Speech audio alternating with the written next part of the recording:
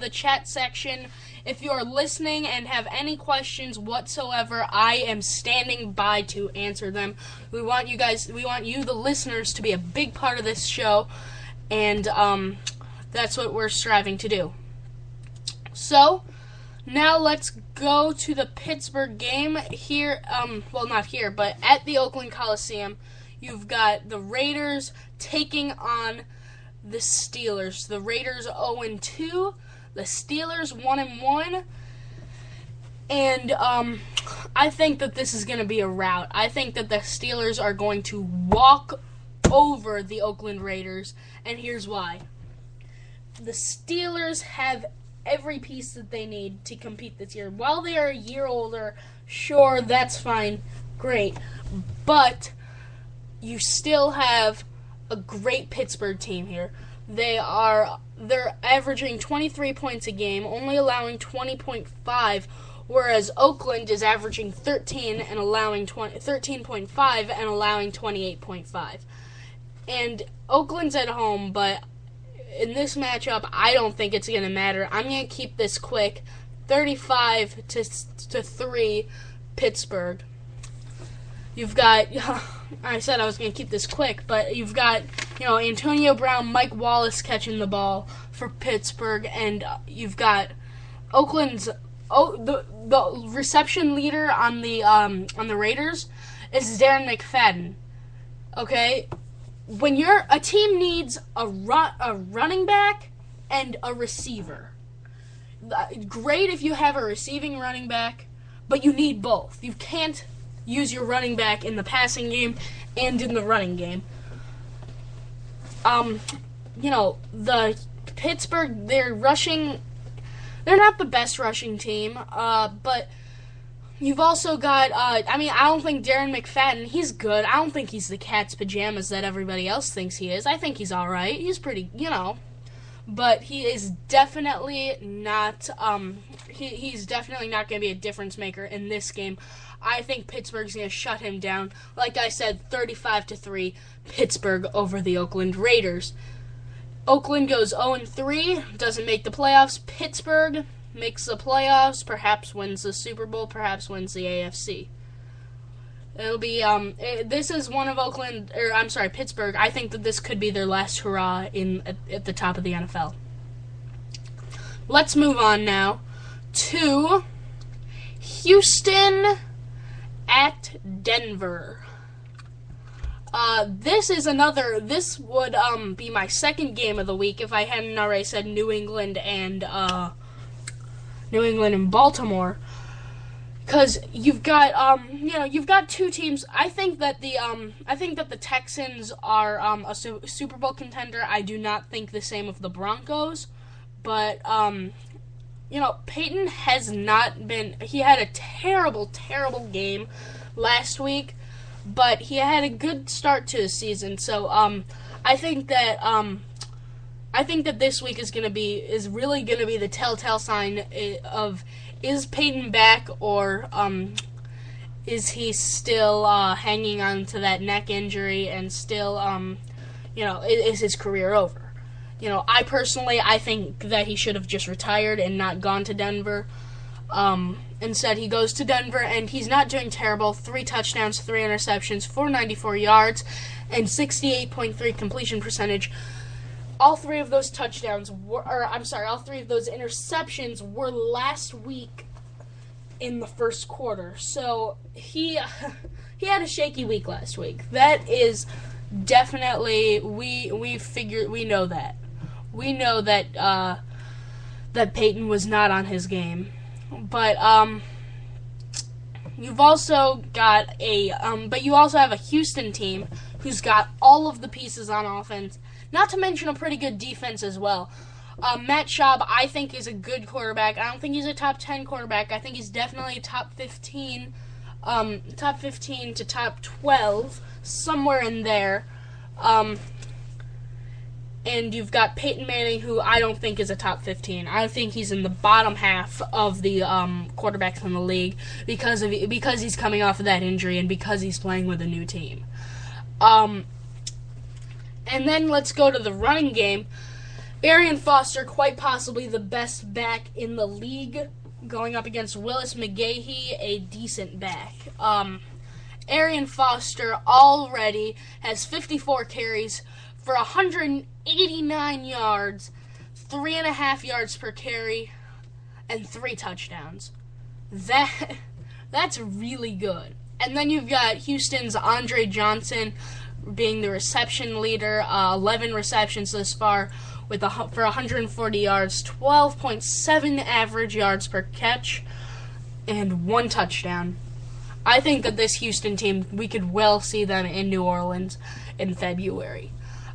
This Denver team could maybe grab a wild card spot in the playoffs. I doubt it. I think, well, you know what? I think they might be able to win their division. Not much talent there, but I have to say that Houston's going to take this one 24 to 10. 24 to 10, I think. And I think that Denver will sort of start slipping back, not being, maybe 8-8, maybe 10-6. I do not see them doing any better than that. I do not see Peyton Manning being in the top 10 quarterbacks in the league. I do not, I think that this could be his last year in the league. And yep, that's sad, but I think that he's done, and I think that he needs to, step back and let somebody else take control of the league. And I think that we're going to see that over the next couple of years. But Houston 24, Denver 10. I hope that was what I said a couple of minutes ago, but it might not have been. But 24 to 10, Houston takes this one. Now moving on to our next game, we're going to do Atlanta versus the Chargers in San Diego. We're going to do this game really quick. Well, not really. We're going to do this game, and then we're going to go to a commercial, and then I'll bring you some more of these games. So, you've got, I think, you've got two 2-0 teams, 2 undefeated teams, and it's always interesting when you've got two undefeated teams. Phillip Rivers has been great. Matt Ryan has been better. Matt Ryan, 70.1 completion percentage, 518 yards, 5 touchdowns, and no interceptions. And you've got Phillip Rivers, 73.8 completion percentage, 515 yards, 4 touchdowns, 1 pick. That's a pretty good quarterback matchup. I think that Matt Ryan is emerging as an elite quarterback, and I think Phillip Rivers is an elite quarterback. It'll be interesting to see how where he goes when he retires. I think he could be a Hall of Famer, but I also think he needs a ring if he wants to assure a spot in Canton. And this is probably his last year to get that ring. And it'll be a tough journey to get it. Because you've got so many good teams in the NFL this year, and San Diego is a good team. Don't get me wrong. I don't know if they are an elite team though. So I'm going to give you the number one more time before I finish up talking about this game. It's 312-550-3914. You've got and we're talking about Atlanta and San Diego if you're just joining us. So please chime in, call, text, do whatever you need to do to get your point across. I'm looking at the comments. I do not think we have anything. Oh, we do have, we've got a few comments. Go Texans. I think that the Texans are going to win. So I am with you there. I think that the Texans have a very good team. Yeah. Anyway, back to the Atlanta Chargers game. You've got the Falcons and the Chargers. You've got Michael Turner, who I think is one of the most underrated running backs in the NFL, going up against a decent subpar Seattle defense, I would say. And I think that he's going to have a big game. I think Matt Ryan's going to have a big game. I think the Falcons go 3-0. The Chargers go 2-1. I think that Atlanta's going to take this one, even though they are in San Diego. I think that the Falcons are going to take this, let's say, how about 21-13? 21-13, Falcons are going to win. Now I'm going to go on a short commercial break. We've got a few more games to talk about. We have, coming up after the break, we're going to talk about Philadelphia and Arizona. That's going to be a key matchup. We've got the Bengals and the Redskins. We've got the Niners and the Vikings. We've still got the Jets in Miami, Jacksonville and Indy, the Lions and the Titans, the Buccaneers and the Cowboys, the Bills and the Cleveland Browns, and last but not least, my personal favorite game, the Rams are about to get routed by the Bears. We'll be talking about all that and more when we get back on In the Pocket. I'm Daniel Levy. And we are back here on In the Pocket. I'm Daniel Levy. The number to call in, text in, 312-550-3914. Please chime in at any time throughout the show. Let's talk about the Eagles and the Cardinals. Two 2-0 teams playing at the University of Phoenix Stadium. And the Cardinals have been surprising to say the least. And the Eagles have been even more surprising, in my opinion, because I think that they should be 0-2. Two ugly wins. Michael Vick has more interceptions than anybody in the NFL.